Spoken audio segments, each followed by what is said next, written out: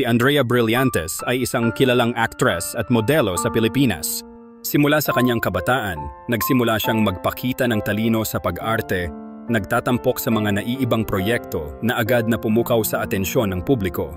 Ipinanganak si Andrea sa isang pamilyang mahilig sa sining, kung saan lumaki siyang puno ng pangarap na makilala sa industriya ng entertainment.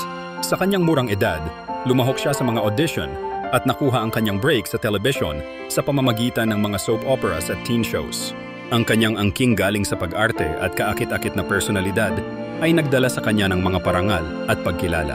Kilalang-kilala si Andrea Brillantes bilang isang teen star at hindi naging mahirap para sa kanya na makuha ang puso ng mga manonood. Ang kanyang papel sa isang sikat na teleserye ay naging dahilan upang siya ay mapansin hindi lamang sa lokal kundi maging sa international na larangan. Talagang umaabot ang kanyang kasikatan sa iba't ibang platform, mula sa social media hanggang sa mga magazine. Mahalaga rin ang kanyang papel sa pagmumulat sa mga isyung panlipunan, gamit ang kanyang boses at impluensya upang magbigay ng inspirasyon sa kabataan. Si Andrea ay aktibo sa kanyang mga tagahanga, palaging nagpo-post ng mga mensahe ng suporta at positibong pananaw sa buhay. Bukod sa pag-arte, siya ay mahilig ding magbihis at pumikit para sa fashion. Madalas siyang nagiging cover ng mga fashion magazine at bahagi ng mga fashion event. Ang kanyang estilo ay kinikilala sa mga trendy at makulay na damit na tunay na nagpapahayag ng kanyang personalidad. Patuloy siyang lumalago bilang isang fashion icon sa kabataan.